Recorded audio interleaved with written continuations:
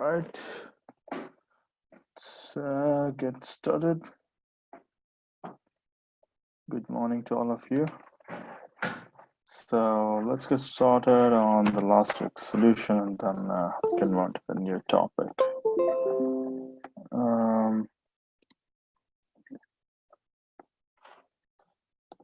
Right. So this position, I guess the solution should be not that far off. We already, so first thing we do in any given tactical positions is that we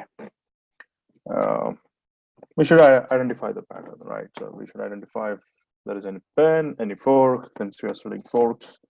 I guess there is a fork here, not there, but here, right? So it can go here, and then there is a deadly fork on D8 and H8. That the knight is pinned by the black rook, and so I think the solution is pretty straightforward.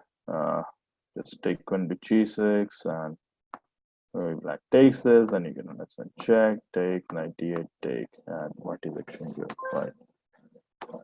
So the first one was like relatively easy. If you spot that white has to get rid of the pen on the G file, but it's exchange up and material advantage, right?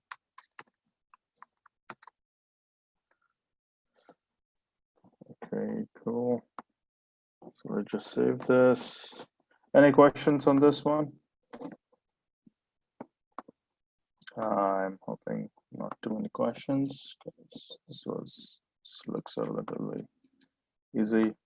By the way, if you guys haven't taken out a survey, please do it. I had like sent out survey questions about 2 weeks ago. So I've almost got like 6 responses. So I guess I'm waiting on like 3 more responses. So if you could get to that, really appreciate it. That helps us. That helps me particularly, and consequentially you guys, because then we can look at some different material. Okay, so this is our then this position, because this is a bit tricky. And if you guys, so I've got homework solutions only by a few of you. So I was expecting more solutions to be sent, but in any case. Again, let's take a look at this position. So the fork exists like here, but that this square is guarded by black's knight. And so this is a theme we also saw in when we studied the pin, remove the defender, right? And so white takes the knight on G8 first, black takes the queen, and now this is like a comical solution. So first white gives a check, black's king has only square, then white first takes the rook with a check, king has nowhere else to go, he has to go back to E8, right? So that's an only move, and king E7 was also an only move, right? So this was also an only move. Take, go back, again check, and king E7 again is only move, and then you take the queen, and now it is again an exchange up, which is material advantage, right? So the starting exercises, just I wanted you to get warmed up. So any questions on this? Okay. Again, I highly encourage you guys to take a look at the solutions once I post them on Google Drive. Like take a look at them yourselves, so that if you have any questions, you can go over them slowly, and you also have enough time to ask those questions. All right. So the first two are easy, I guess, relatively easy. Now this one is it's gonna get a little difficult. So we start with the position by looking if there is a fork to be delivered, right? So in the first two positions, there was a fork. All we had to do was remove the defender or remove the pin, and then go and deliver that fork. In this position, however, there is no fork. This is white to play, and there is no fork for white's knight. But also, what we see here is that white's queen is under attack by the black knight. Right? So, and as it goes with the pin, with the pen also we saw that sometimes you don't have the pen, but you have to generate the pen. And also last week we saw that when it comes to knight forks, you if the fork doesn't exist, but you see the arrangement of black's pieces in such a way that a fork can happen, then you have to calculate the sequence, right? So now you have to calculate the sequence or the series of exchanges which leads to fork. So here again, I don't see any series of exchanges, but if I have to identify any of the black pieces which can be forked, wow, what are those pieces? Like, are any of black's pieces in arranged in such a fashion that I can give a fork?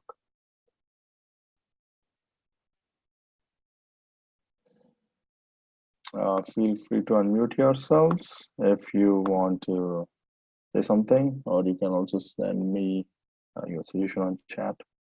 Again, today we'll be only looking at solutions, not really think on the positions, but just want to give you guys a minute before we start looking at the solution on this. One of you guys who sent me the solutions, they did find this position to be difficult. Exercise number 3. So I guess it's worth taking a second look at this position.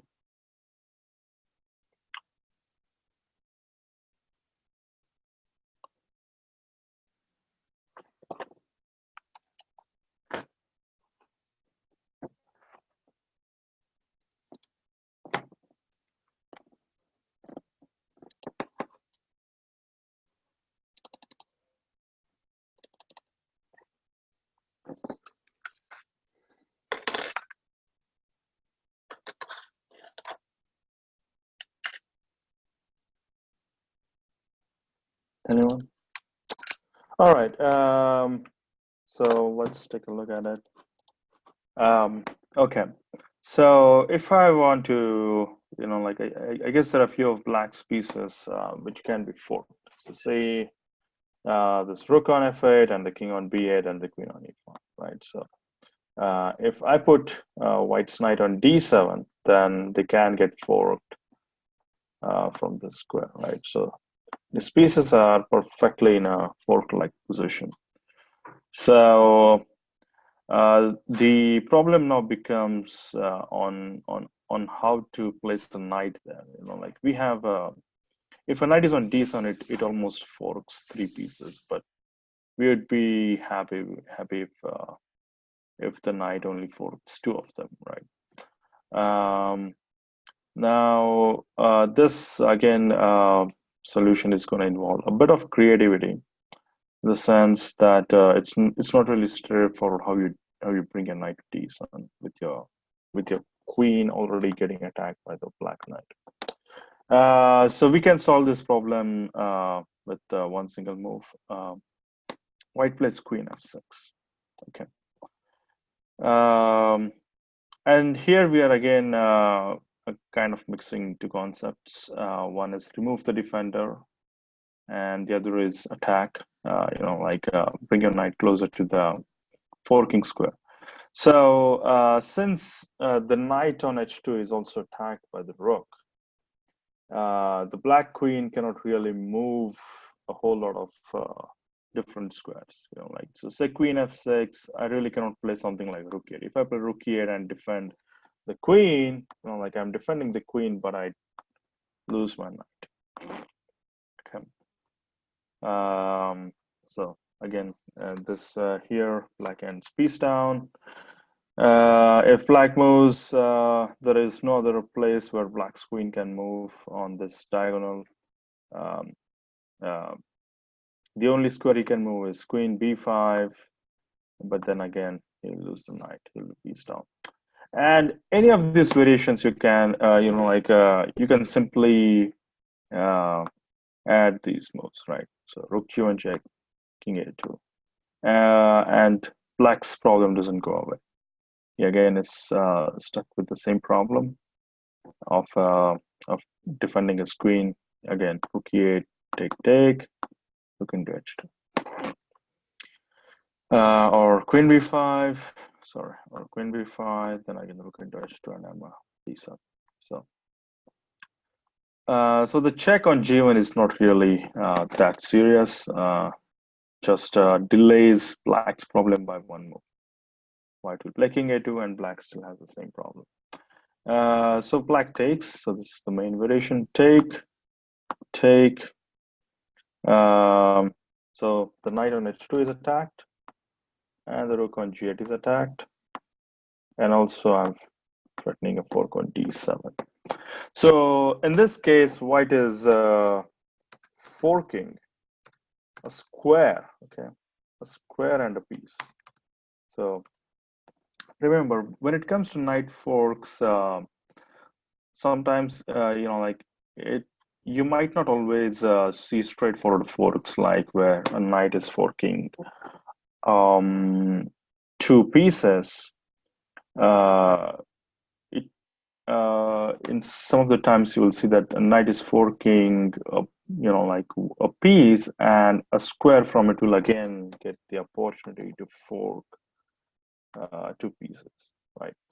So this is a very common and recurring theme in practical games, that 50% of the times you will just queue a fork, and 50 or maybe 30% of the time or 40% of the time you'll be forking a piece, like say the g8 rook, and a square like the d7, and from d7 is where you will give the actual fork.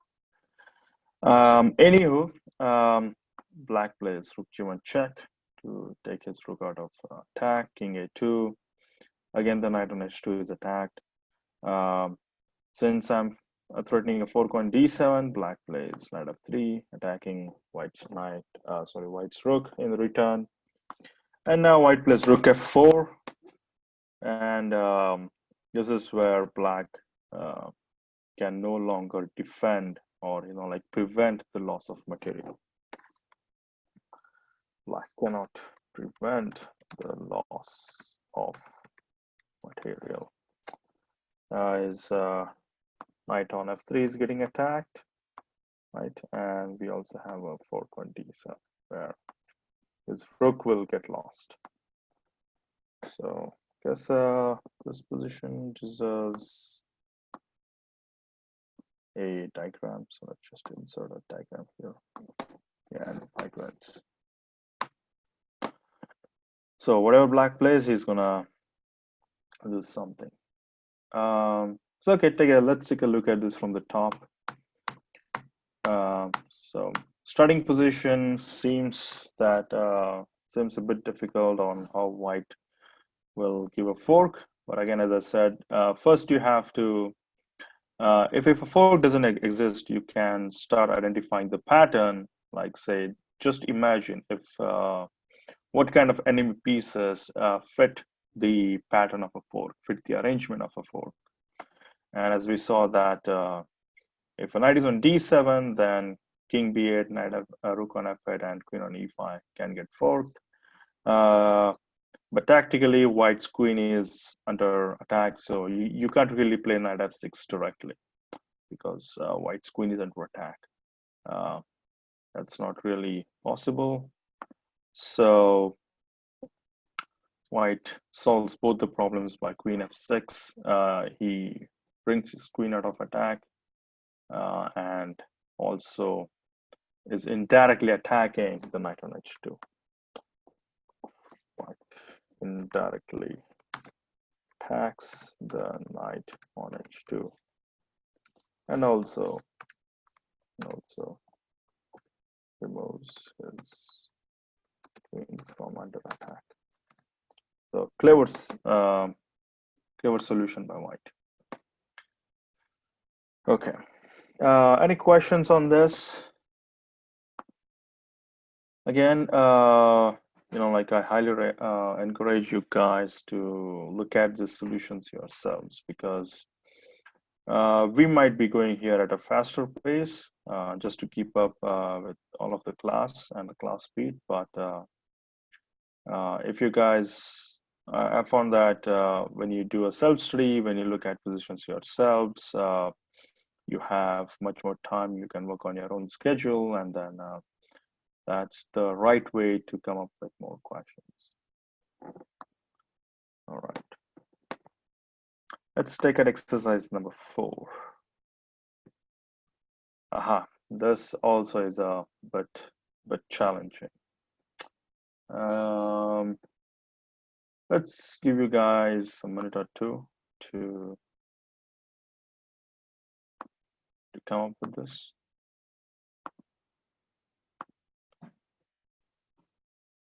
Let's just take the learnings we did in the previous position and think how it can affect our thinking here.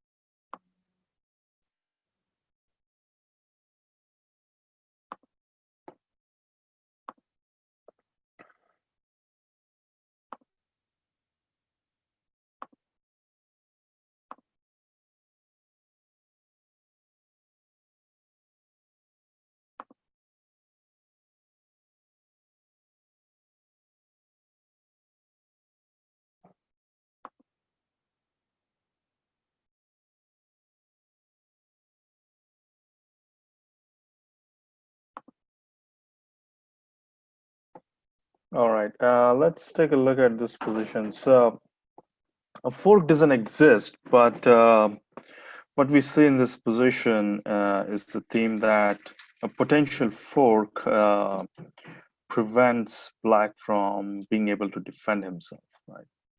So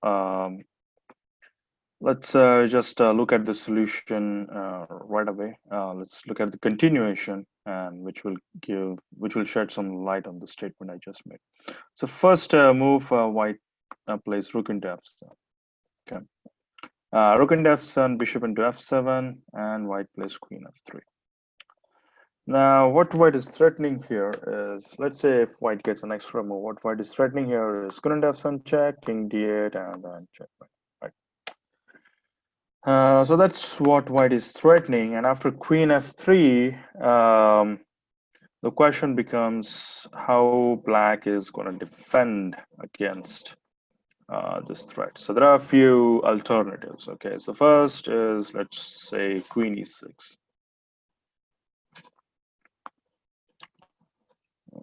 Let's play queen e6. The queen e6 and into c7 check, and as we see, white is forking, so that's not allowed. Unlike black is losing his queen here. If queen d7, again, then knight f6 check. That is another fork. Okay. So these two variations are not possible for black because in both variations, black loses his queen. One variation is bishop into d5. Okay, so bishop into d5. The continuation for white is a little unusual. White just takes c into d5. And again, if you see white's threat, white's threat is to play queen f8 check, king d7, rook f7 checkmate. And unfortunately, there is no defense for black against this checkmate. Right, so black to play, he just can't do anything. Let's say he plays something like king e7. King e7. Then I just play queen f7 check, king d8, queen f8, king d7, rook f7 mate. Right. So white is able to force through and deliver the same checkmate we saw earlier. And the same goes for king d7. Again, check, king d8, checkmate. Right.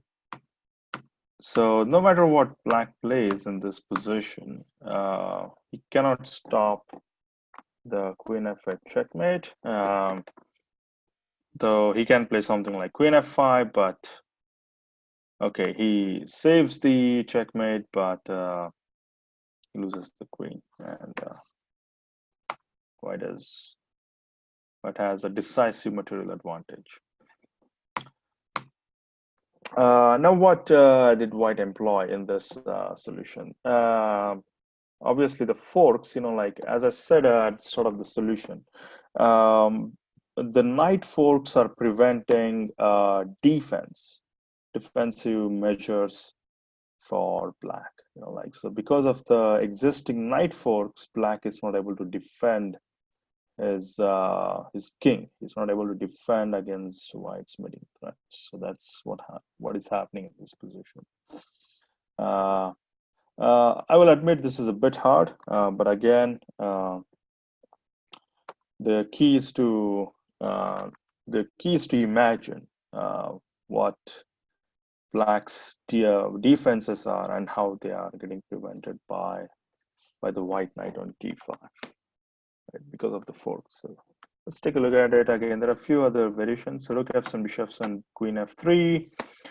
What else can black play? Okay, one variation, two variations very similar looking are bishop g8 and bishop e6. Okay, so they are very similar looking. Let's just take a look at them. So bishop g8. What can happen here? So bishop g8, white can play queen f8 check, king d7, and then an interesting move here is not queen e7 check. Queen e7 check is losing. It's a mistake because then black can play king c6. And now you see that the forking square, right? The forking square has been occupied by the white queen. So queen e7 is a mistake. Black is now just a rook up, and black has material advantage. Has L advantage.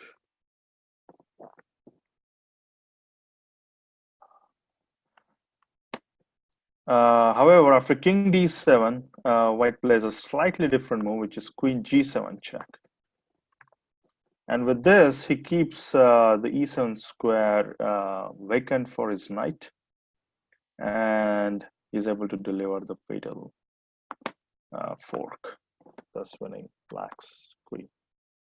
Right, so queen g7 check is an important move in this position. So yeah, queen g7 check, king c6 is not forced, but that's the best move black can play, because for other moves he's simply going to get checkmated. If he goes to e8 or d8, he's going to get checkmated by queen e7 check. If he plays king e6, then it's going to again get checkmated by the same queen e7 check. So there is no escape for black to either get mated or lose his queen, which is decisive material advantage.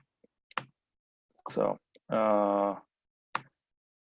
what we see here is this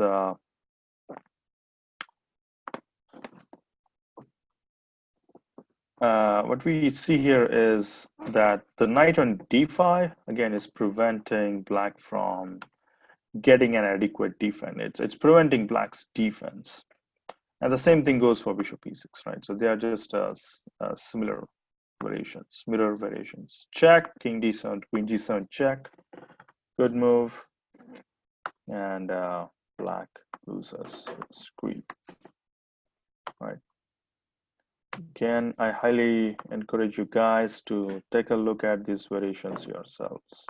This is all gonna breeze through, and it's important that you guys take a look at these variations, the notes after the lesson.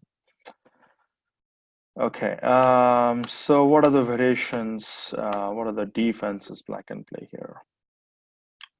I don't think so a lot. Again, if he just moves king to d7, sorry, if he plays king to d7 voluntarily, moving his king, then we have this same fork. So as you can see, that fork on e7, fork on c7, fork on f6, these are preventing black from getting an adequate defense for his king.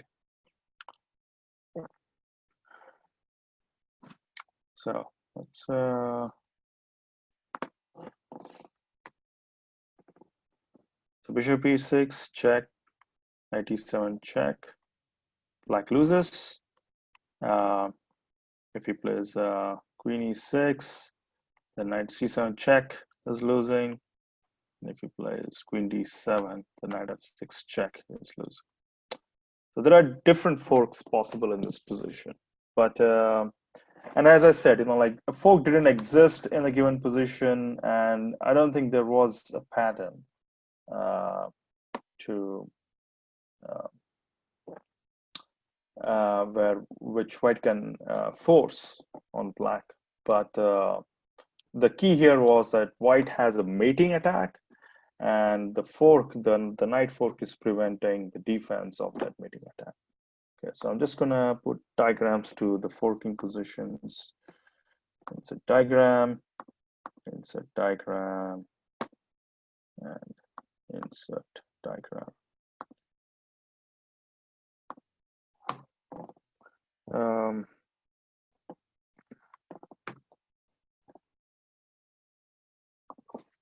Let's just add some here, notes. So fork does not exist in this position. White will be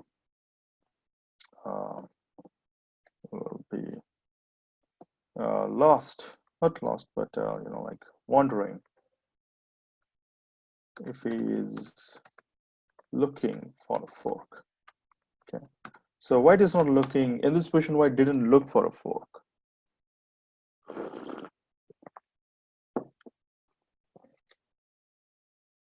This position, white did not look for a fork.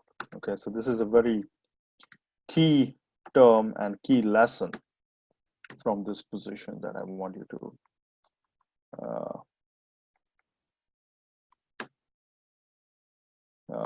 that I want you to grasp. Instead, he went looking or calculating for a mating attack against black's game. And the presence of white knight on d5 prevented black from finding a suitable defense. And why is that? Because the knight on d5 could give forks on c7, f6, and e7 squares, leading to loss of black's queen. Okay. So a little higher level concept, but if you look through the variations, it's gonna make sense. But you know, like, so what I'm really interested in this for you guys is that as the level of your opponents start to increase, you know, like as you start playing higher opposition, as you start to playing people who have higher rating than you, people who are more experienced than you, these sorts of positions might arise, these sorts of problems might arise, that you will not see forks on the board, you know, like good players or stronger players will not allow forks or forking patterns during their games, but something like this can very well happen, you know, like where you just go after a mating attack, and if you're watchful of the forks in the position, you can execute a mating attack the same way white did in this position. Okay. All right. So that concludes this position. Any questions? Any variations that I missed before we move on? All right. So since we have a lot of positions to cover, I'm gonna keep moving on here. But feel free to send me your questions as you work through these positions on my email. Okay. So this is strange. Was exercise number 5 like this?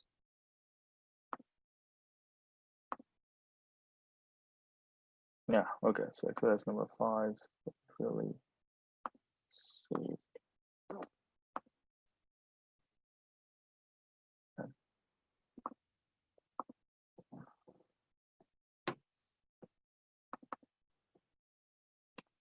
Okay, next position, white to play, and then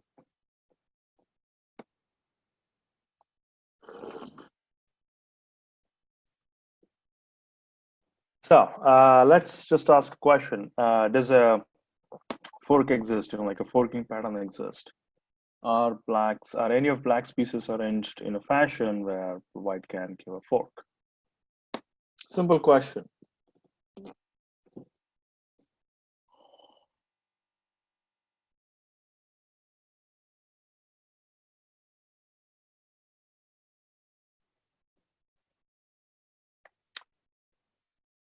Okay, nothing on the chat. Well, I see one forking pattern, which is knight on g6. Right, it can give fork to. Right, so this can happen, and but you know, like the pawn on h7 might make you think, the knight g6 fork is not happening. But that's exactly what white played here, knight g6, and if black takes, then you take, and what white is doing here is essentially combining the mating attack with the fork. Now, to say if it was white to play, There are a few ways what can go on about this. You can just play rook h8 check, takes queen h2 check, and now king h7, then queen h7 checkmate. So if black takes the white knight on g6, he opens the h file, like this deadly file for the white rook. Okay. Again, I think this deserves a special diagram. White is combining here mating patterns. So mating patterns is something we'll be studying in detail in future lessons. As you might have already started to wonder that that mating patterns is a common theme when executing other tactics like pin and fork. So yeah, mating pattern is an important theme, but it's something we'll be studying down the line. One, like few variations are like, say what happens if black plays rook f6. Same thing, rook h8 check, takes check, king g8 check, king f8, queen h checkmate. Right, so black only delays the checkmate by one move. And the same is true if you play something like rook d8. Okay, check, take, check, check, checkmate. Right. So there is that mating pattern. And if you place knight f6, like this, you're saying, okay, now what happens if I control the h7 square? Now this thing doesn't work, right? Now if I play queen h7, then I can take white's knight. So that can happen, but white doesn't have to do that. He can simply play rook queen h2, and now there is a checkmate on h8. Another mating pattern, and white wins.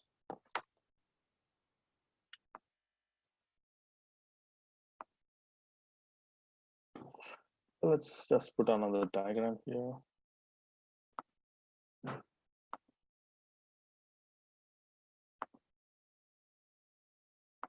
Okay. So in summary, if black takes the knight, then he opens the h file, and yeah, he's gonna get mated pretty soon. He's gonna get checkmated pretty soon. About here.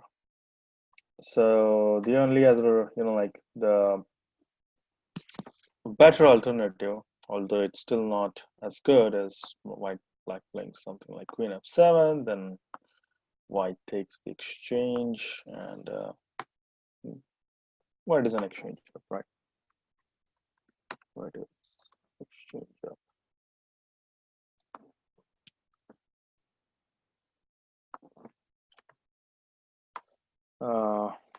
Black will get mated soon if he takes white's knight.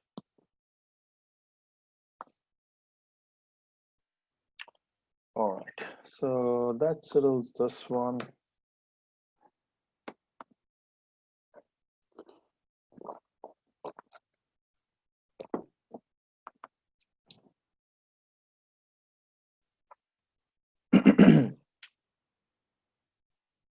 Okay, exercise number 7, white to play and win. Frankly, I was a bit surprised that people didn't solve this, because this is a bit easier than the other ones, but you have to recognize a few different tactical elements coming into play here. One is obviously fork, which we are studying, and the theme of this exercise. But the other is pin. Pin. Yeah. Do you guys want to take a shot at this right now? Let's give you guys 2 minutes.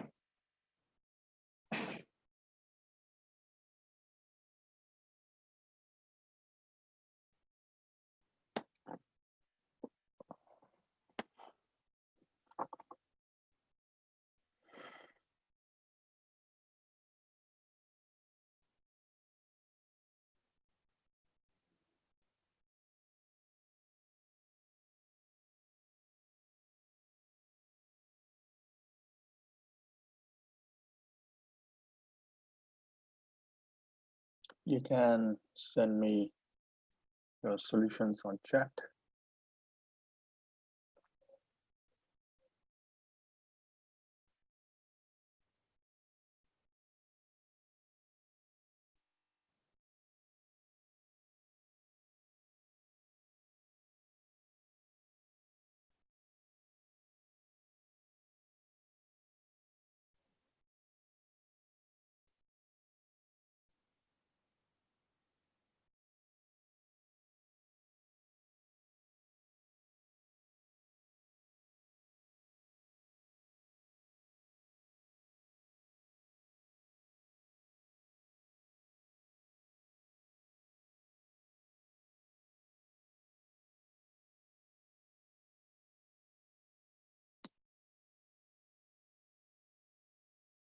Okay.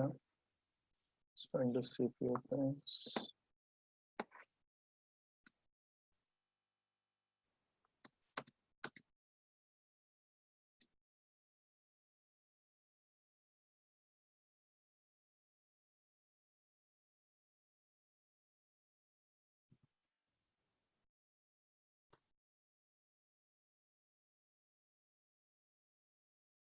It is white to move. It's written on the screen here, white to play.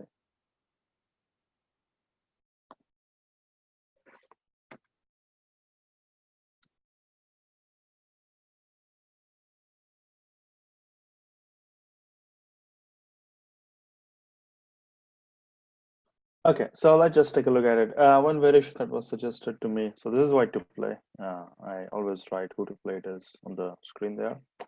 One variation that was suggested to me was bishop into d4,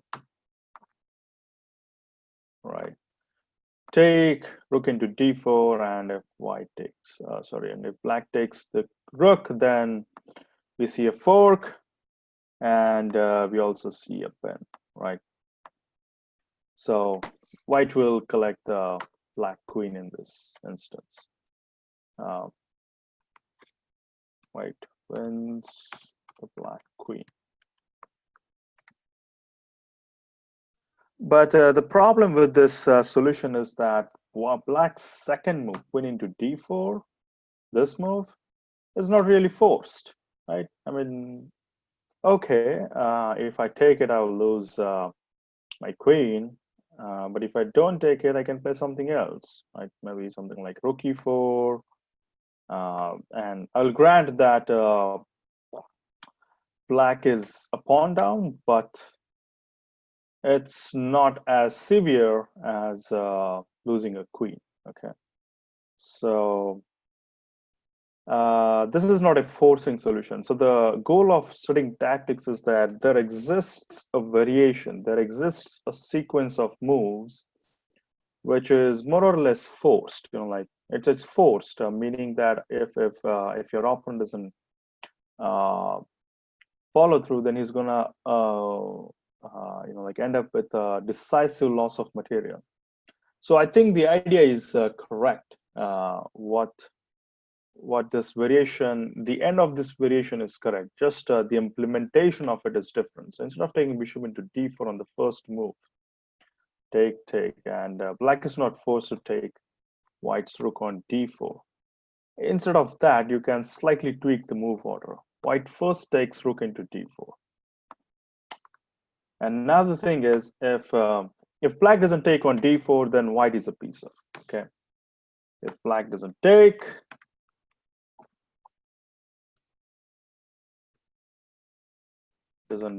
on d4, then white is a piece up, right? So which is like decisive advantage. Being a piece up is decisive advantage.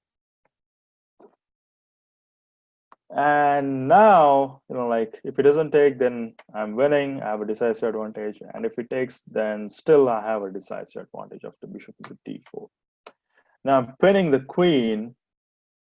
So either you take my bishop or you lose the queen. And in any case, you will lose. He ends up losing the queen.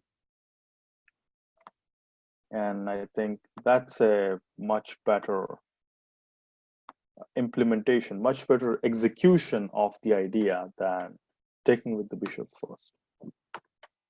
Okay, so let me just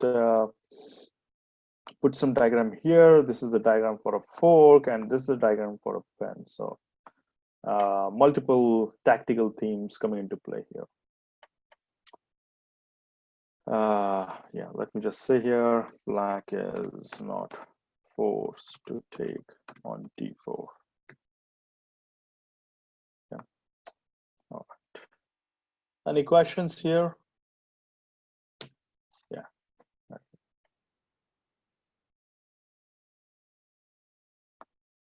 All right, let's power through this.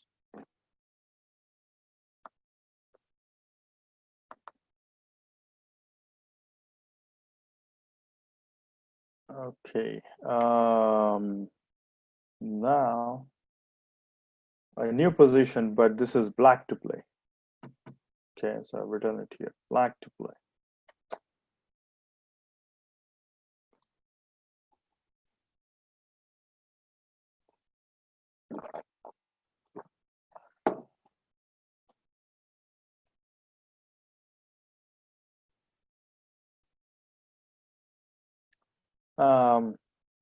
A simple, this is a bit simpler. Yeah, I guess people are already looking at it. Yeah, a fork already exists in this position on d4, like on c2 and f3.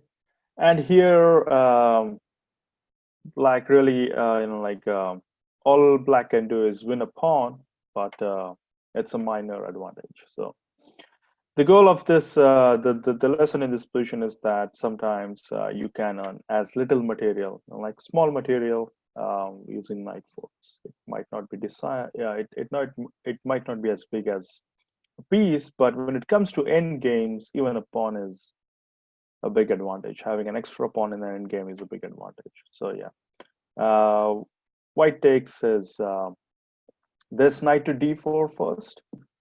Okay, and the reason is if black plays 6 knight to d4, this is a bad move, and I'll just tell you in a bit why this is a bad move, but let me first go through the first version. So knight to d4 check, takes, black takes, and then king e3, then I can take this, and black has an extra pawn, right? So black has an extra pawn, and okay, black is better. I would say not winning, but definitely better. So okay, now you might think, what difference does it make if I bring the other knight to d4, right? What difference does it make if I bring the other knight to d4? And there is a big difference in that now white is not really forced to take. It's not really forced to take that. If it takes, then it's going to end up the same thing. But taking the knight is a mistake if black brings the other knight first. Here, white can play a very clever move, king e3. And I think this is really a brilliant move that white is avoiding taking the knight on d4. Now what happens is that black takes the bishop on c2, and white takes the knight on e2. Now he is not losing any material.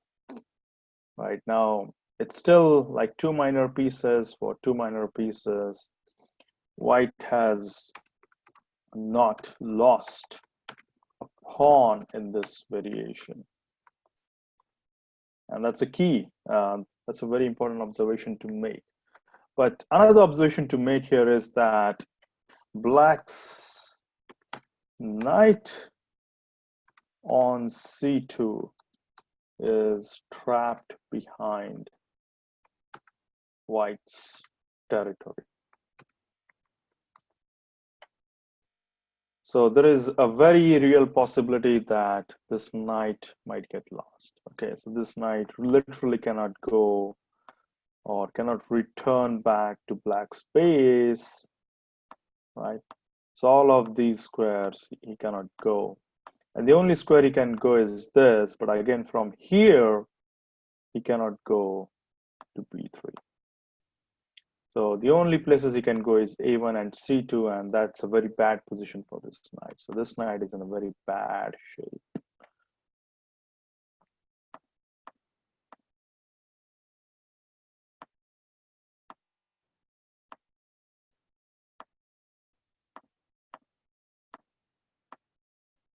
the knight on c2 is in a very bad shape. All you can do is go back here, and so I think white is better here. I suspect this knight will get lost, and then white has a very good chance of winning after that. But now you can see, you know, like this is why calculation is important, and the execution is also important. So even though you spot the pattern of a fork in the given position, you again have to calculate and imagine yourself in your opponent's shoes. You know, like if you're not alert enough, if you say, what difference does it make which knight I bring, and if you say, oh, maybe I'll bring the other knight because the more knights I'll be attacking, I'll bring as many knights as I can into white's position, and then you miss this this brilliant move by white, and now you don't get your pawn, but you're also stuck with the bad knight, right? So this is why calculation is important. This is why one of the things we emphasize in our lessons is always calculate for your opponent. Always put yourself in your opponent's shoes, because it's really a different mindset between you and your opponent. And a careless calculation mistake like this can cost you a game, right? So knight to d4 check. So, you know, like my motivation behind showing this position was not showing you the fork, which it kind of is. You know, like the fork exists, and it's a pretty simple solution, right? You just have to put the knight on d4 and collect a pawn. But the main motivation was showing you how a calculation mistake can happen, how a real practical mistake can happen, and then you can lose half a point or even a full point. Okay, so you have to pay attention to the details. All right, let's keep moving. We're approaching. We'll just take a look at 2 more exercises and then take a break. Okay, so for any of you guys who are looking forward to a break, just hold on for a few more minutes.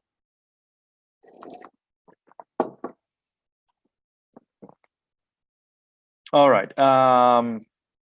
this position.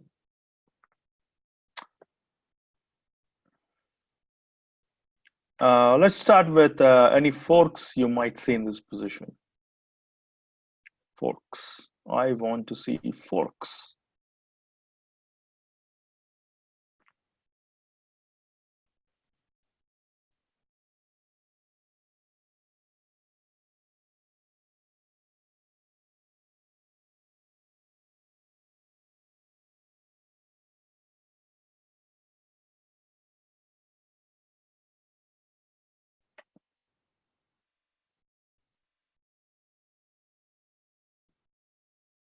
Okay, that's true. People are sending me their thoughts on chat, so I encourage a lot of you people to do that.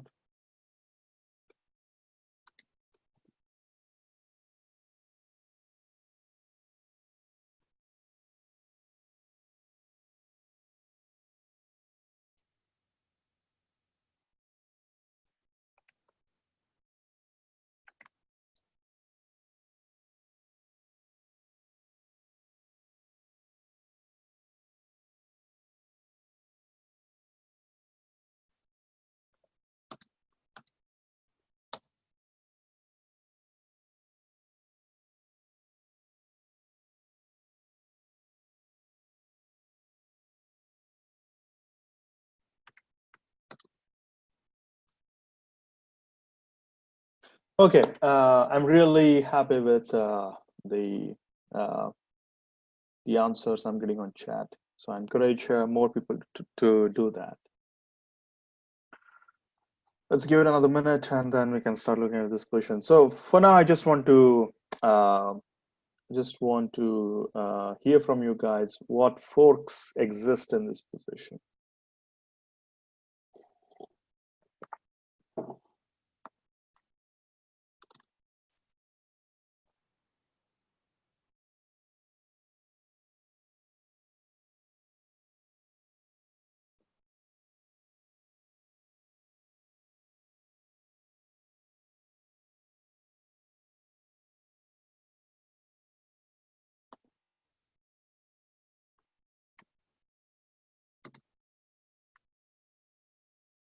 Aha, okay.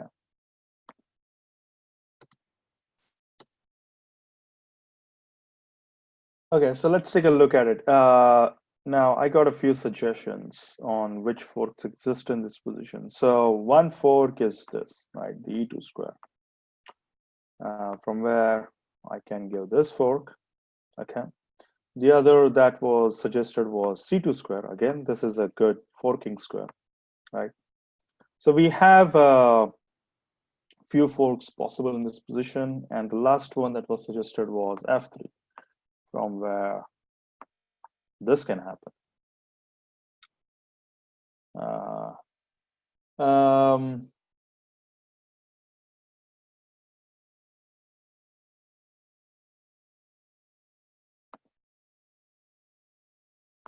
So there are these things that can happen. It's really hard to take advantage of the C2 fork and the E2 fork, okay?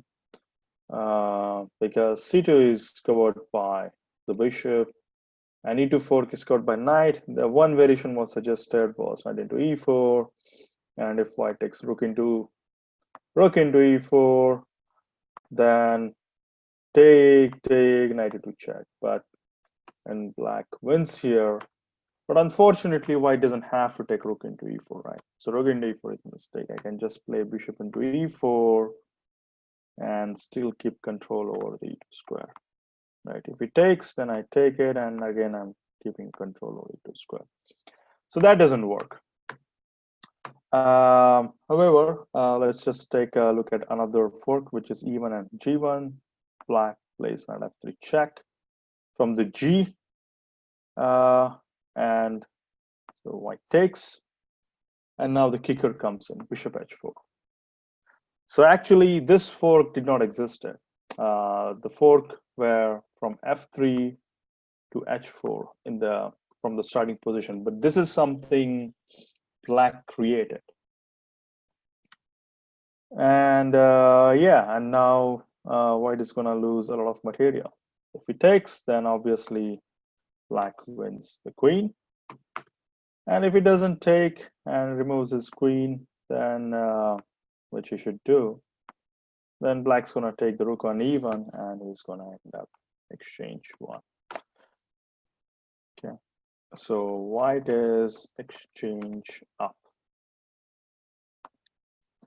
Okay, so yes, I have muted all the attendees, but if anyone wants to speak, just feel free to unmute yourself, and then you can start talking if you want to say something. Or you can also ask me on chat. But you guys can unmute yourself. You can always do that. So. But okay, coming back to this position, I like that you guys saw different forks in this position, but this is again a difficult problem in the sense that the fork on H4 didn't exist. Okay, so there were other forks in the position, but the correct solution in this, or the correct continuation in this position was a fork which didn't exist at start. But nevertheless, it's something that black executed on. The rook on E1 is undefended, and yeah, the bishop will take the rook on E1.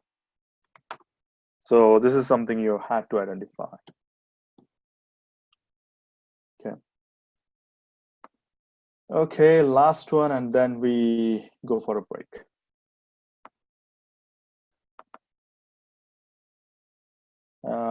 Black to play. This should be a bit simpler.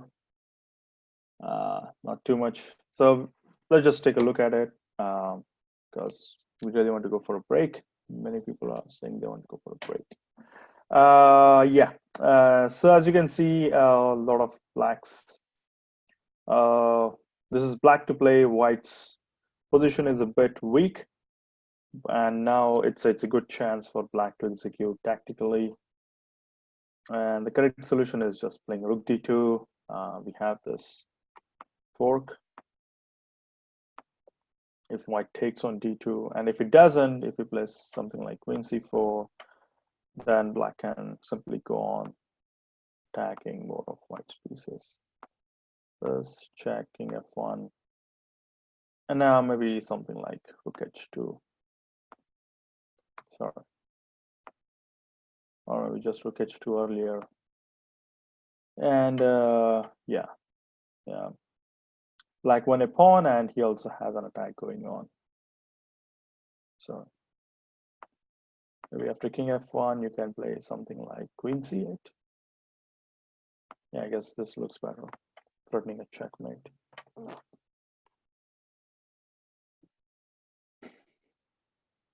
Yeah. So the last exercise was very simple. Just if this was more like a gift, like if you solve the earlier positions, then take the last one as a gift because it's an easier one. Yeah, so with that, we have looked at solutions to all the problems. Let's take a break and get back at 11 a.m. in another 10 minutes.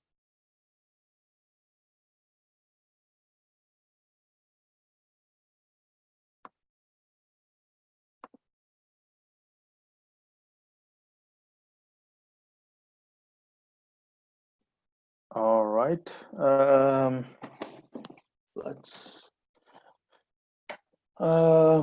Let's come back after the break and start with the new theme today. So first week we saw pins. Second week we saw knight forks.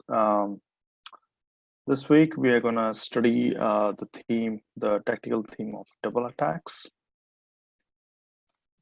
And we'll start with the basic position, with the basic problem.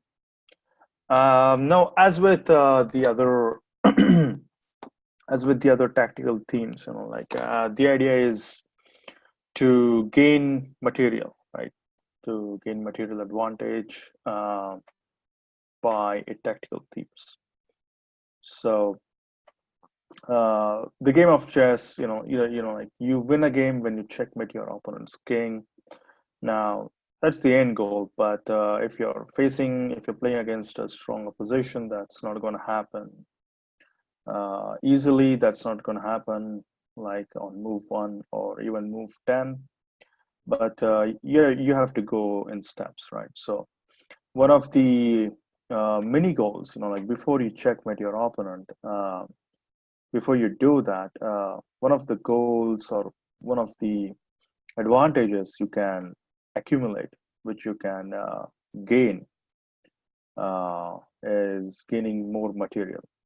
So if you have more material, that gives you advantage to go after the opponent's king.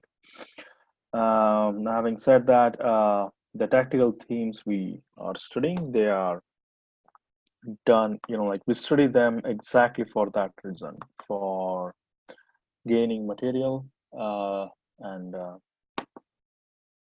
so with that in mind, let's just take a look at this position, how we can gain material using the theme of double attack. So I'd put this position on the board during the break. Some of you did take a look at this position and send me the solutions. So that's great. For those of you who joined late, let's just give you guys another 2 minutes before we take a look at this position.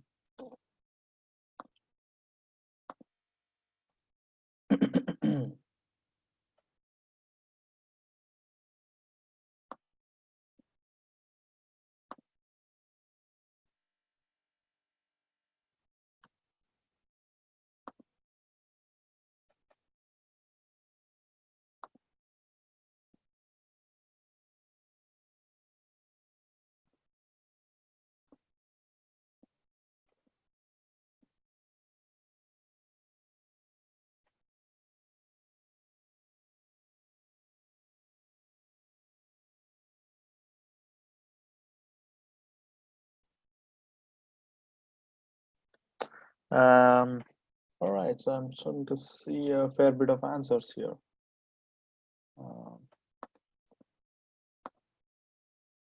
Let's just take a look at this first position.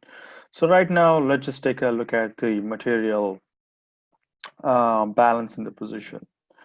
So if we take a look, if we calculate the material balance, black has like rook and two pieces for white's queen.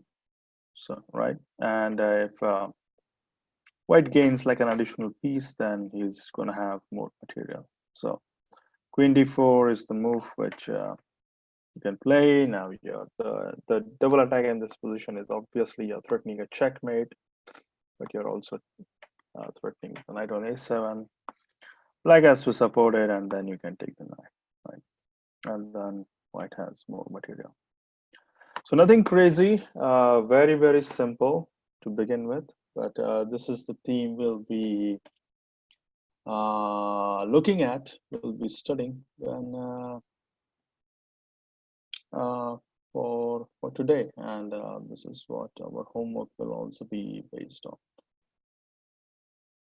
All right, let's take a look at the new position, something much more challenging.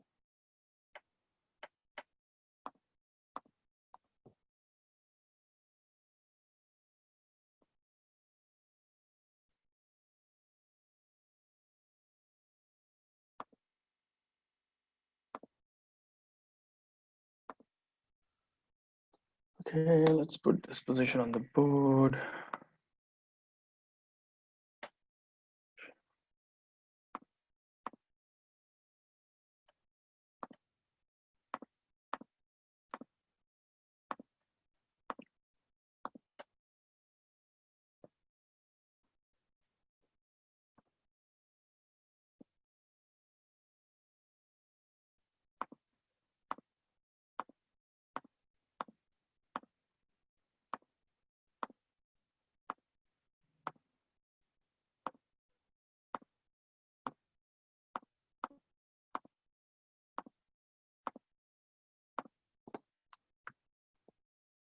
Okay, white to play. I'll probably give you another 3 minutes.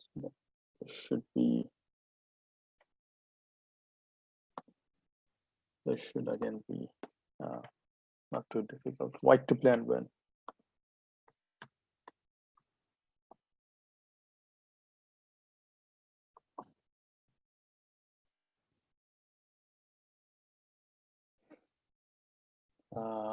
Feel free to send me your solutions on the chat.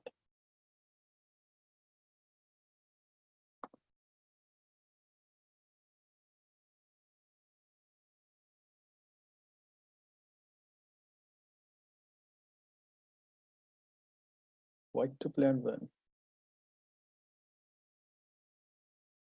Double attack.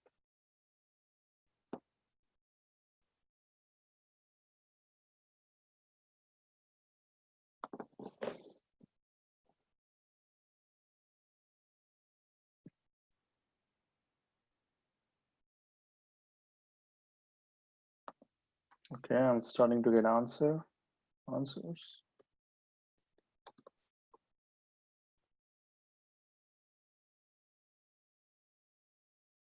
Aha.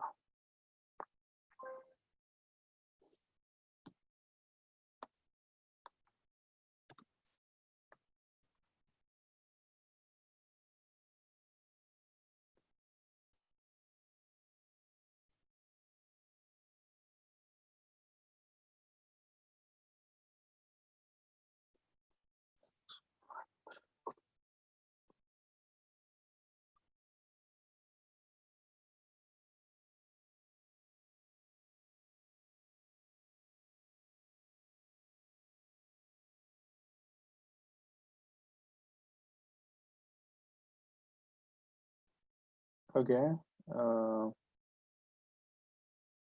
Your friends have started to give me answers. Let's give 1 more minute.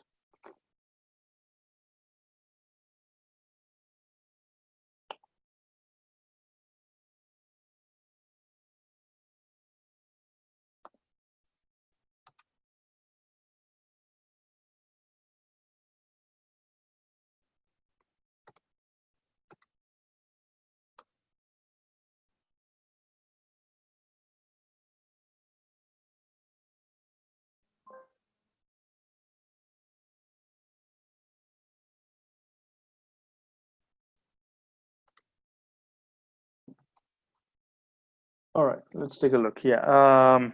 So double attack is usually executed when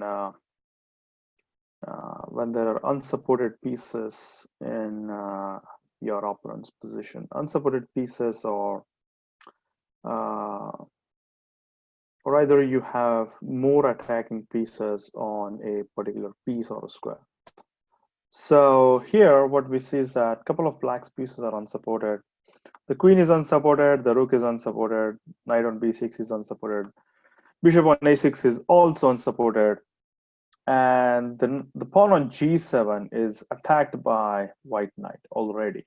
So the number of pieces attacking g7 and pieces supporting g7 is the same. And white uses all of these factors into account when executing, and he plays queen g5. And again, as we see in the previous position, white is giving a mating threat and attacking an unsupported piece to collect material. So queen g5 again wins the material, right? So just put a diagram here and save this. So nothing too crazy. Again, this should be relatively easy.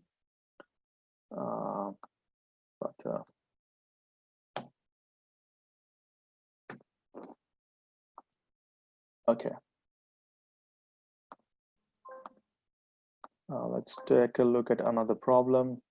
Now, as I said, like one of the main indicators, like how do you find a double attack in a position? So for that, you have to be on the watch for any pieces of your opponent which are not protected. Okay, so pieces of your opponent which are not protected. So that's like the first, like that's like the easiest indicator of a double attack. But sometimes, like, yeah, there can be pieces which are supported, but then you have to calculate the number of attackers and defenders for that piece. So if the number of attackers increases than the number of defenders, then again, a double attack is possible. And then again, there is a possibility of winning material. Okay, so with that in mind, having said that, let's take a look at this. White to play and win. I'll give you guys a little more time than the previous position because it's a bit harder. Nothing crazy, but a bit different than the other positions. So white to play and win. The time starts now.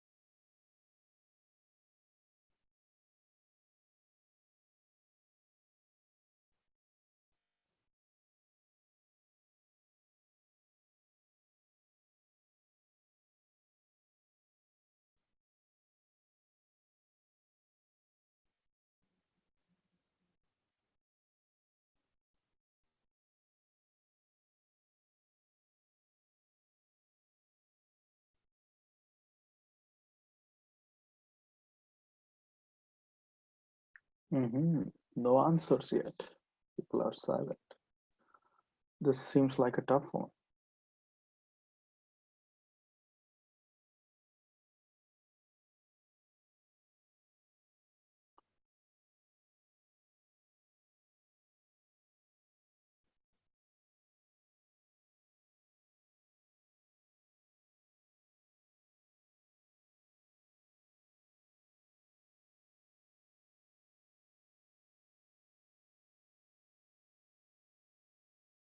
White to play.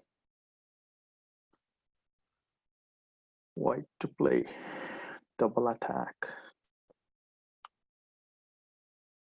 Okay, let's open up this session. Okay, I just don't want to. I don't want to just to give the solution, share the solution. So I'd really like to discuss this position with you guys. So let's take a look at this. So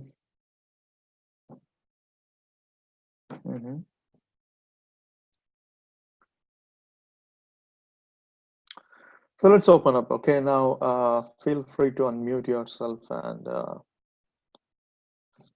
say something.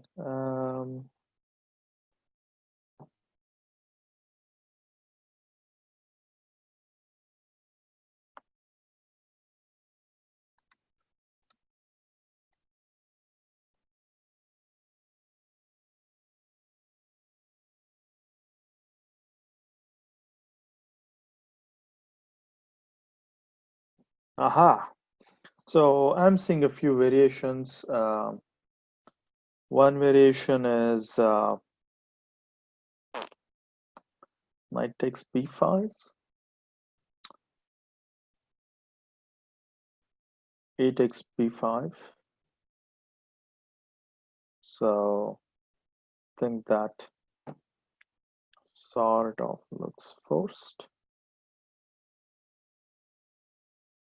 And now there are again two variations here. Queen into b5.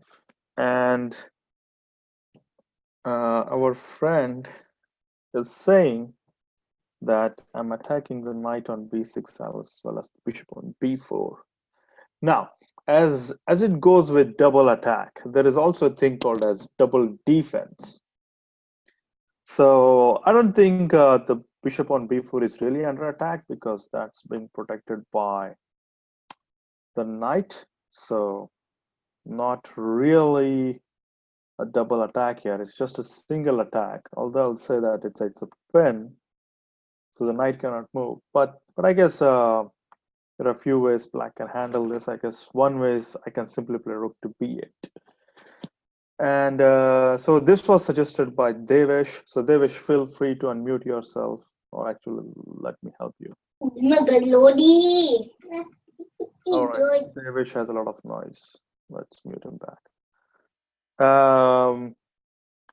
So I can play rook b8, and now what are you gonna do? So you just have two pawns for a piece. So you're not really like you're pieced on, but okay, you have say two pawns, but you definitely have a material disadvantage here, Devesh. And maybe white can play rook into c6, but then I can play bishop into c6, queen into b4, and then maybe I guess there are a few ways I can continue. I guess rook into a2, and now white is exchanged down. White is exchanged down, and also he's probably going to lose this bishop pawn on e4. That means white has material disadvantage.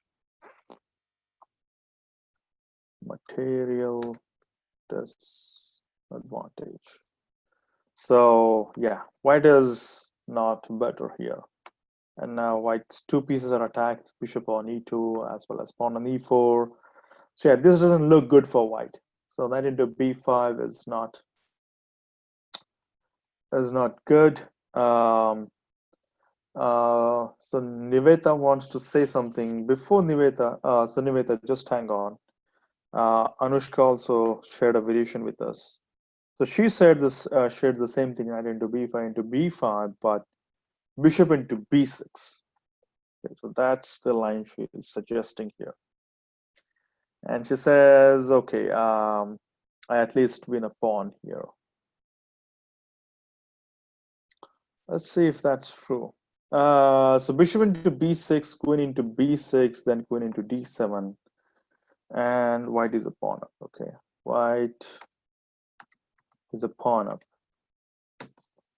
I guess so. We didn't really see the double attack theme here, but okay, you know, like as long as you're getting a better position, white is a pawn up. He's also attacking the knight on c6. So yeah, white is definitely a pawn up. But after bishop into b6, I'm really not forced to take on b6. Okay, I can just take on a2. And white is not pawn up here. And yeah, this looks like an equal position. There is material equality.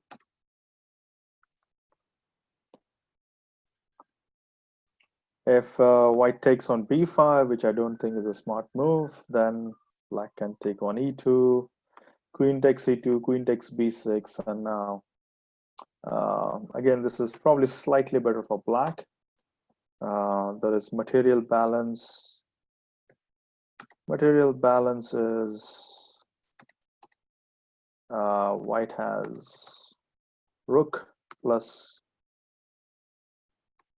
pawn for 2 minor pieces, but due to other positional factors like the pawn on b3 is weak and black has a little more control over black squares, I think black is doing slightly better here. So this is not ending in an advantage for white. This variation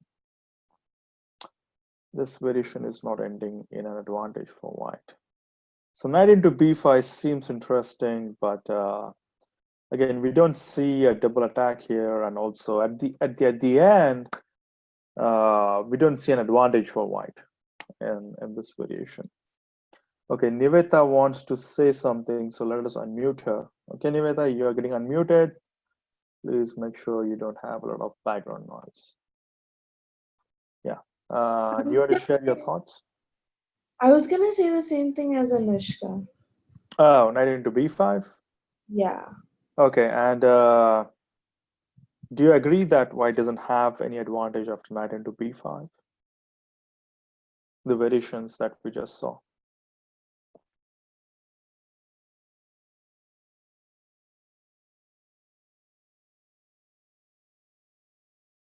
Okay, I'll take that as a yes.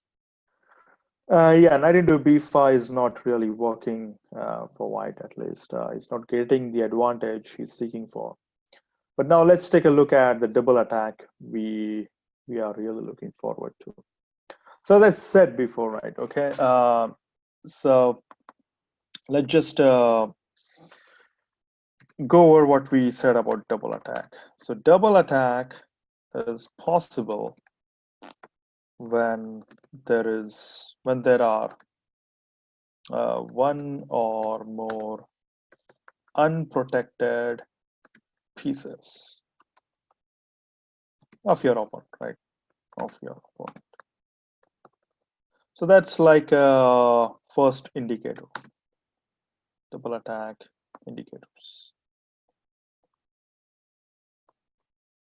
Like when you indicators means pattern, like what kind of pattern. So here we don't really see an unprotected piece. So what do we do in that case? So then you have to calculate a sequence. So like you just have to be on the lookout of any exchanges which will make pieces unprotected. And the third is the number of attackers equals the number of defenders. Okay. Now, why is it equals? So if the number of attackers is greater than the number of defenders, that means we can just grab it. Okay, so you don't really have to go looking for tactics. That's just free material. So I'll just make a comment here. If number of attackers is more, then just grab material. And if the number of defenders is more,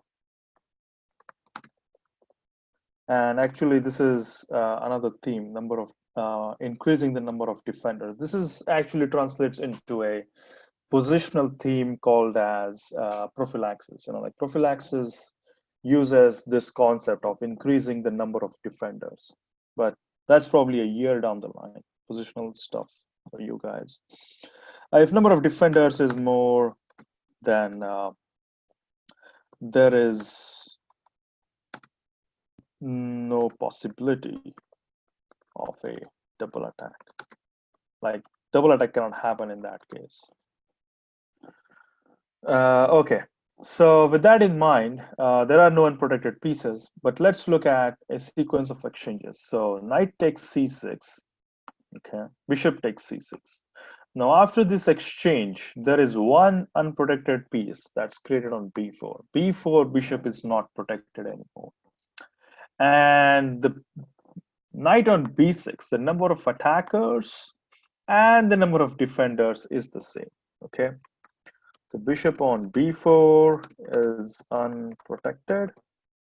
Knight on b6 has same number of attackers and defenders, which is 1, right? So now with that in mind, does it make easier for you guys to spot the double attack? Yes, one of our friends has identified this, and you're right. But let's give another minute for our friends to catch up with you.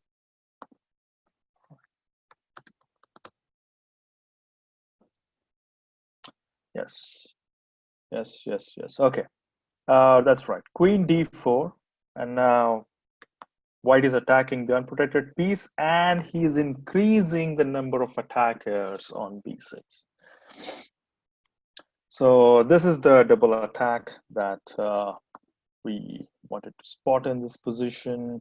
And so diagram, queen b4 exclamation. And yeah, this is what we're looking for. Now, as I said, like there is double attack, there is double defense. So one variation that black can play is bishop a5, but then his piece gets trapped of the b4, right? The bishop on a5 is trapped, and we win the piece. Maybe black can play something like rook d8, after which all you have to do is keep on protecting this pawn by, I don't know, what can we play here? We can play queen c3 actually. And again, this is double attack now. Another instance of double attack. So black can protect his, can avoid losing his bishop on a5 by playing knight a4, but then I take the bishop on c6, and I have been material. Right. Yeah, so this is the lesson from this position. So double attack is possible when there are at least one or more pieces which are unprotected, or the number of attackers and defenders is equal. So if he plays bishop e7, something like this, then we can just take it. Actually, in this position, he might play bishop a3, which is the best move possible. And here, white has a few ways to go on. He can either take rook into c6 and take queen into b6, and white has like two minor pieces for a rook, which is like a slightly equal. This is positional advantage for white. So materially speaking, it's equal, but white gets a positional advantage here.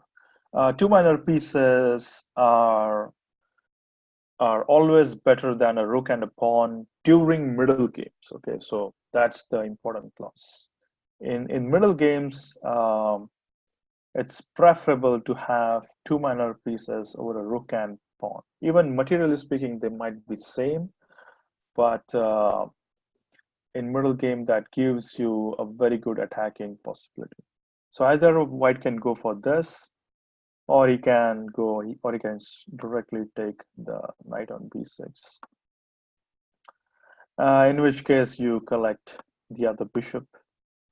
And okay, this is also again slightly better for white, but I would probably prefer this variation. Okay, so anyway, the point I wanted to highlight was this double attack after queen d4. So let's save this. What number is this? Double attack number 3. Double attack number 3. See here, it's plus equal. Okay. Let's look at a new position.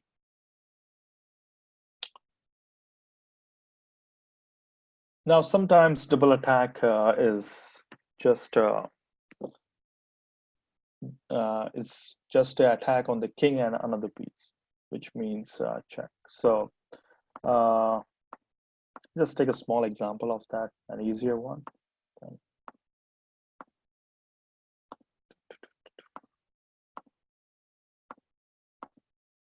We'll go over like another 2 or 3 positions and then call it a day. So for students who are getting tired, just hold on, only 2 or 3 more positions. And that really depends on you, right? If you solve them quickly, then it can be done soon.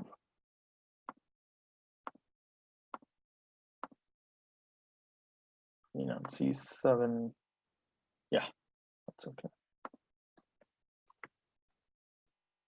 Okay, white to play and when material, right? Yeah, let's take a stab at it.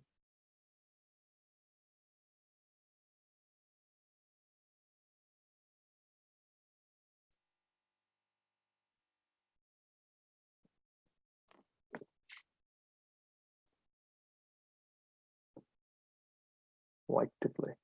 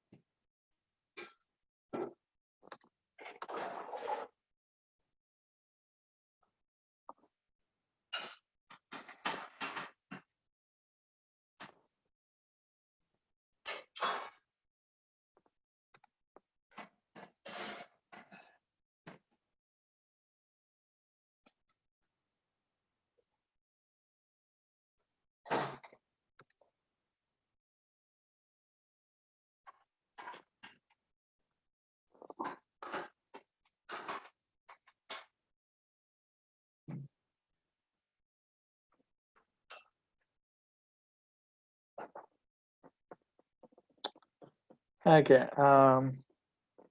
Yes, I'm starting to see good solutions. So let's take a look at it. So one variation that was given to me was bishop into a6. If knight into a6, then I'll play queen b5 check, and apparently white wins. Right. Okay. But rook into a6 is an interesting move. And then queen b5 check. So queen b5 check is a mistake here. Can anyone tell me why it's a mistake? Some people are saying that could work. That might not work actually. Why queen b5 check is a mistake?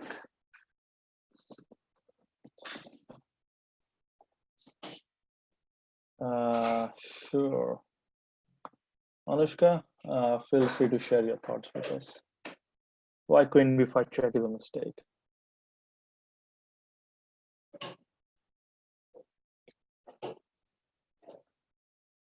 I can unmute you, Anushka. Well, if the king just moves away, say like king e7, then actually I win a piece, right? I win a piece. Take, I win a piece.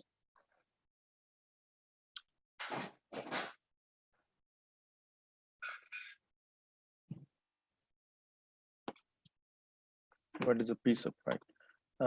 Actually, no. Sorry.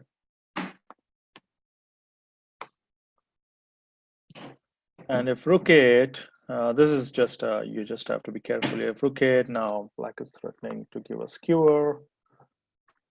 Then the correct move is queen d3, knight check, then you can interpolate the knight. And that's how you save your rook, right? So this is still winning.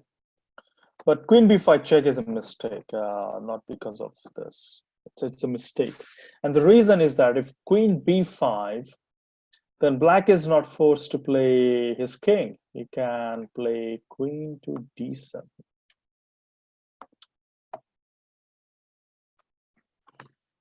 This is the correct move. Sorry. And black avoids the loss of material due to white's mistake.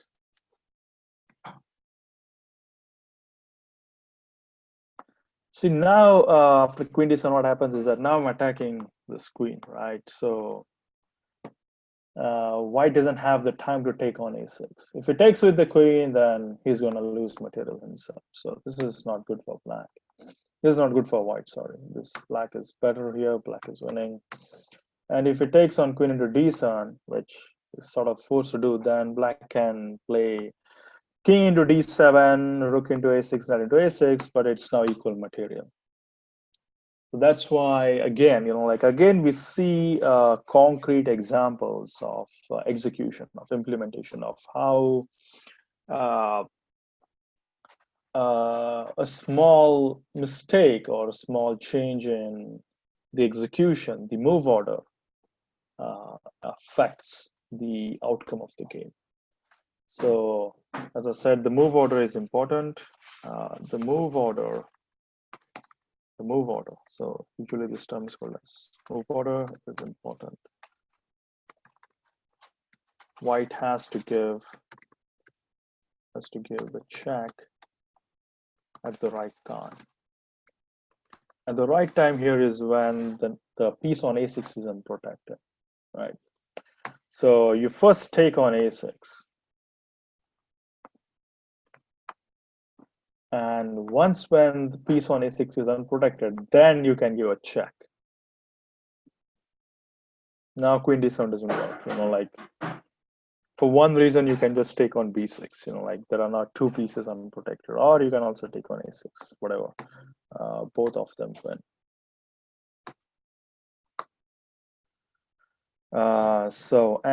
This version of double attack is this is a special case of double attack where the attack is on the king, right? So this is a special case of double attack. one of the attacks is on the king, which means a check, i.e., namely the check, right? So check and grabbing a piece is also a double attack.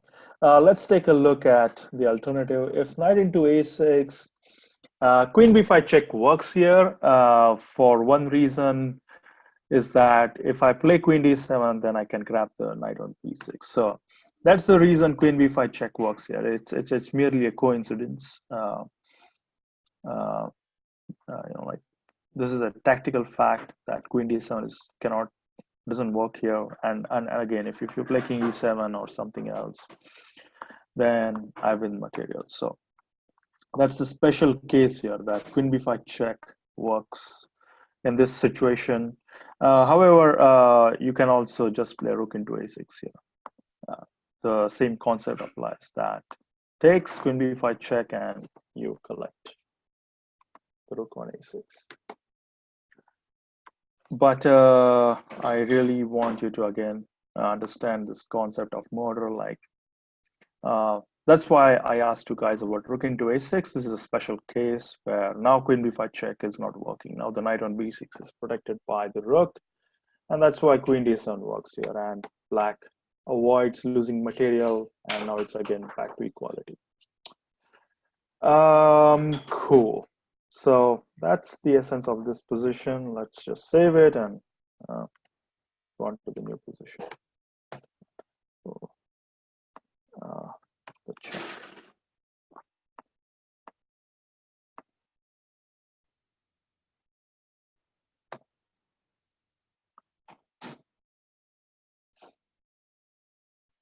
Okay. So as you, one of the things you might have observed is that, like fork or pen or double attack in this case,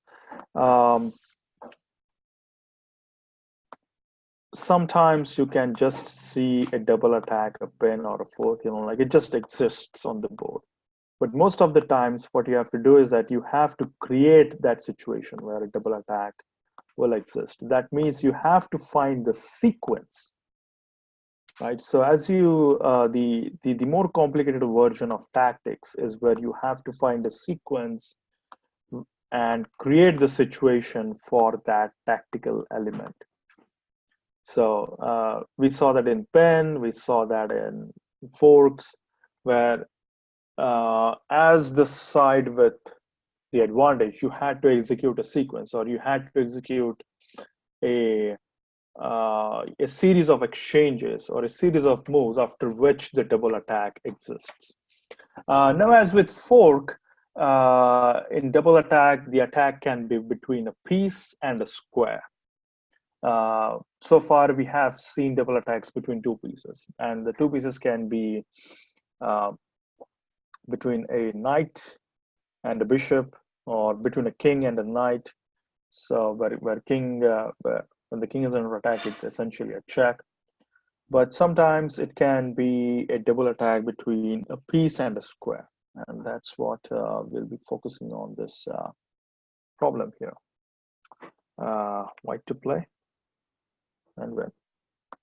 So the special case here is that you'll be identifying an attack on a piece and a square.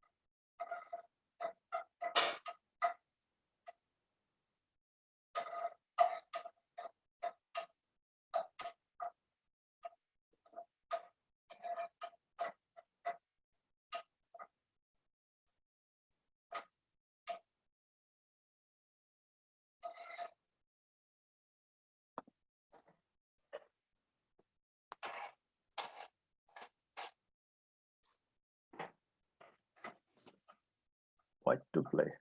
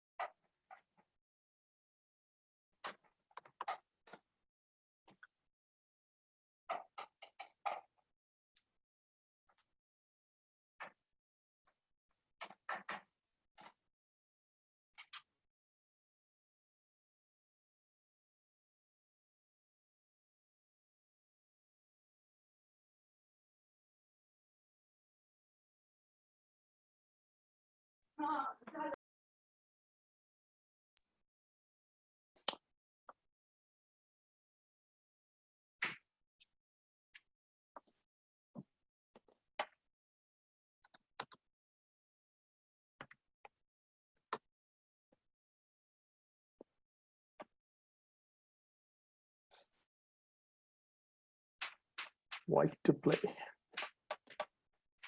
I want to win.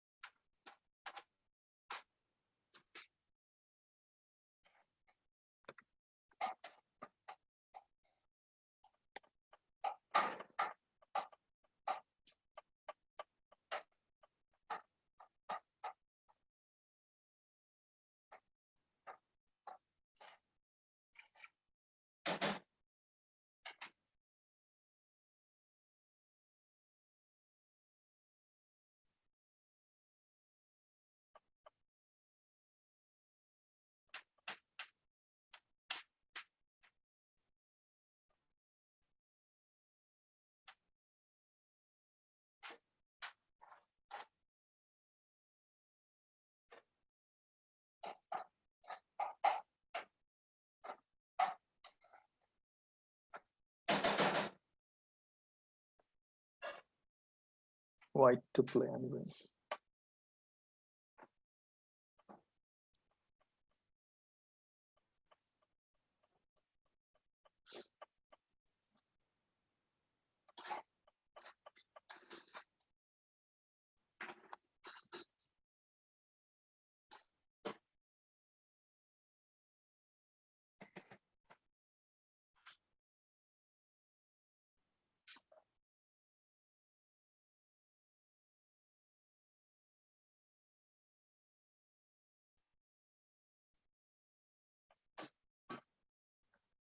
Yeah. Not a lot of people are sharing their answers or thoughts on chat, which means this is probably a difficult problem. Well, as I said, like double attack doesn't exist in this position. You'll have to find a sequence which creates that situation.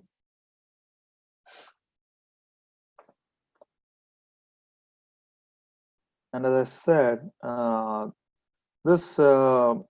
the theme of this position is a double attack, but the attack is on a piece and a square.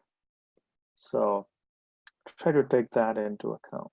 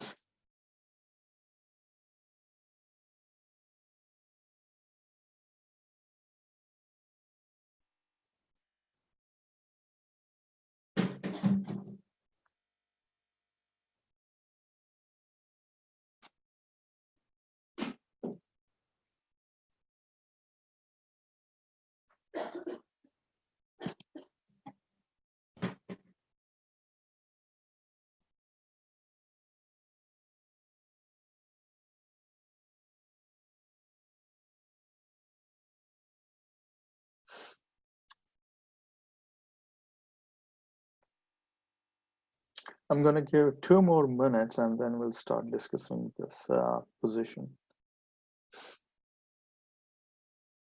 White to play.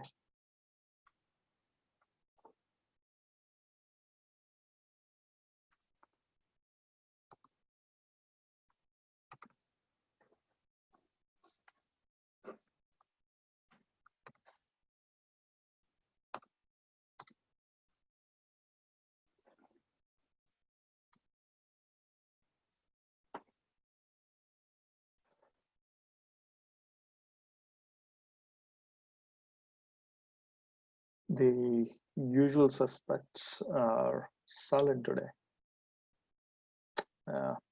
Adi, Anushka, Arnav. Usually, you guys have opinions, thoughts to share, but I sense that today you guys are pretty silent.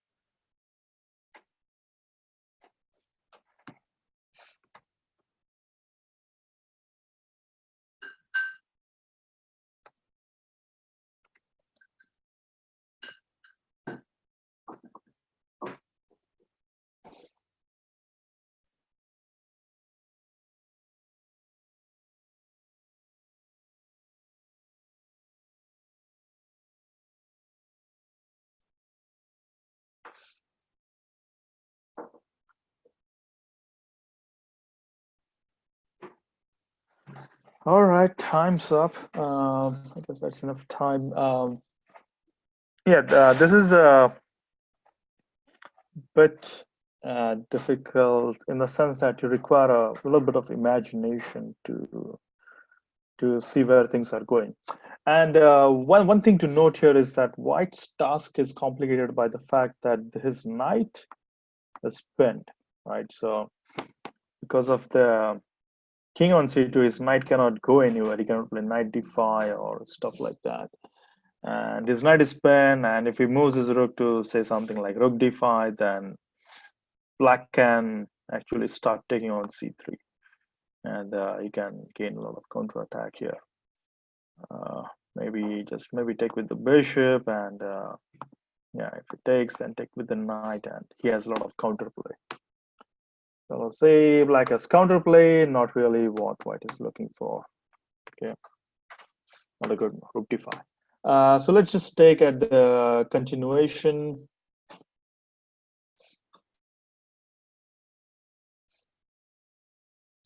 One variation that is suggested to me is that rook e8 check, take, and take with a knight. So you take the rook and make it a knight, and it forks. There is a fork of a rook and bishop, but that doesn't say a lot, right? So one obvious question is, what happens if I just take on e8? What are you?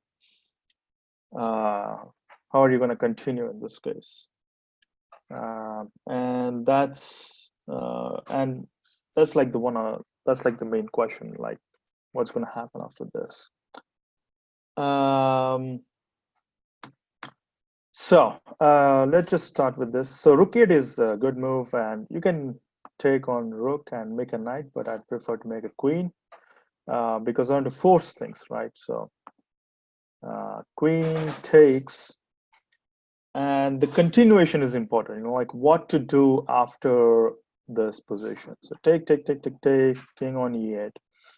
White plays rook e3 check. And now here black has a few options. So black can place rook to e7, bishop to e7, or is king to f8, king to d8, king to d7, right?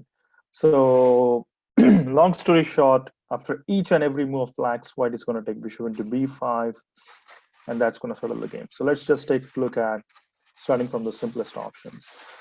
Bishop e7, bishop b5 check, and I win the knight on a4. So I win decisive material here. So that's like the simplest variation. If I play rook e7, rook into e7 is a big mistake. Okay, so this was one variation suggested to me. And why is it a mistake? It's because now black can take with his king, and now you don't have that double attack anymore. So this will probably white will gain a piece, but I'd say it's very closer to material equality. So rook into e7, definitely a very bad move. Obviously, if you anticipate black is going to take, if it's going to return the favor by playing another blunder, then yeah, this can be miscalculation and white wins a knight here. That can obviously happen, but as I said, we want to calculate best moves for both sides, or at least calculate the best move after you play a bad move. So rook into e7 is definitely not a good move. Black can take with his king, and then you do not get that chance again. So rook e7, the correct move is just take on e5 with your bishop, and again, white wins decisive material. This knight is lost. Okay, the other options. What happens if I play king to f8? Same thing, bishop into b5, and now we see the theme of this position that I was talking about. We are attacking a piece on a4, but we are also attacking the e8 square. White is threatening a checkmate on e8. And black has to save that, and then he's going to lose his knight on a4. And the same thing happens if he plays king into d8. Sorry, it's king to d8. Again, I play bishop into b5. And again, we see this mating formation getting formed. So say if I play knight into c3, sorry, then I have this checkmate. So yeah, you can see this beautiful themes getting formed up. So diagram. And last variation, if we place king d7, then obviously we know that this wins material.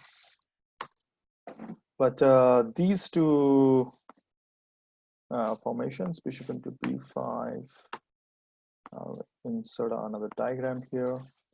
This is where you're again attacking a square and a piece. So that's the double attack in this position. Again, here you're attacking a piece and a square. White,